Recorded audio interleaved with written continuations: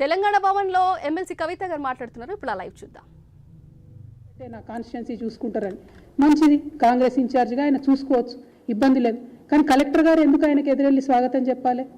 ఎందుకు అఫీషియల్ మీటింగ్లలో కూర్చోవాలి, అఫీషియల్ రివ్యూలలో కూర్చోవాలి? మరి రాజ్యాంగేతర శక్తుల్ని మీరు ఎంకరేజ్ చేస్తున్నట్టు కాదా? అంటే యనుమల కుటుంబం అయితే ఒక న్యాయం ఉంటుంది, కల్వకుంట్ల కుటుంబాన్ని మాత్రం మీరు అడ్డగోలుగా ఎటుపడతాట అనొచ్చా? మేము అట్లా కట్టుతప్పు ఎప్పుడైనా వ్యవహారం చేసినామా?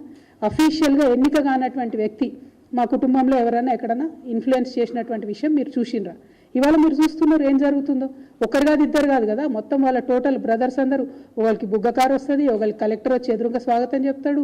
ఇక ఆ లిస్టు నేను చదవదలుచుకోవాలి, అంత పర్సనల్గా నేను ఎప్పుడు మాట్లాడలే. కానీ వాళ్ళు మాట్లాడాల్సిన పరిస్థితి.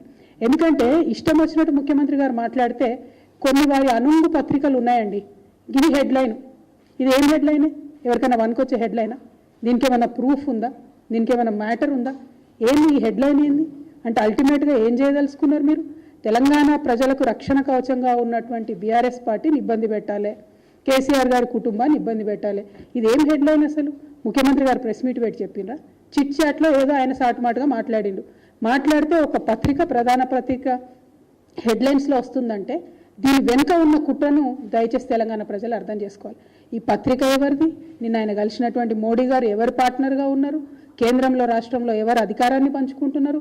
పక్క రాష్ట్రంలో ఈ పత్రిక సంగతి ఏంది? ఇవన్నీ కూడా దయచేసి తెలంగాణ బిడ్డలు ఆలోచించవలసినటువంటి అవసరం ఉంది. ఎందుకంటే ఇటువంటి కుట్రలు ఇంకా పెద్ద ఎత్తున సాగుతాయి ముందు ముందు. వాళ్ళు చాలా ప్రయత్నాలు ఇదివరకే చేసిండ్రు, ఇంకా కూడా పెద్ద ఎత్తున ఆ ప్రయత్నం చేస్తారు. కాబట్టి దయచేసి తెలంగాణ ప్రజలు ఆలోచించుకోవాలి. ఏదైతే ముఖ్యమంత్రి గారు కేసీఆర్ గారిని అహంకారం అని ఇంకోటి అన్నారో, మొన్న గుమ్మన్ నరసయ్య గారి లాంటి మహోన్నతమైనటువంటి వ్యక్తిత్వం కలిగినటువంటి వ్యక్తికి మీరు అపాయింట్మెంట్ ఇవ్వకుండా గేట్ బయట నిలబెట్టినప్పుడే మీ అహంకారం ఏందో ప్రజలందరికీ తెలిసిపోయింది. మీ కుటుంబ పాలన ఏందో రోజు రోజు మీ యొక్క కుటుంబ సభ్యుల వ్యవహార శైలి బట్టి తెలిసిపోతూ ఉన్నది. సో అహంకారానికి, కుటుంబ పాలనకు కేర్ ఆఫ్ అడ్రస్ ఇవ్వాలి ఎవరు అంటే యనుమల రేవంత్ రెడ్డి గారు అని ప్రజలందరూ కూడా అనుకునేటటువంటి పరిస్థితి వచ్చిందని మీ అందరికీ తెలియజేస్తూ, మళ్ళొకసారి తెలంగాణ వాదులు, తెలంగాణ ప్రజలు జాగ్రత్తగా ఉండాలి.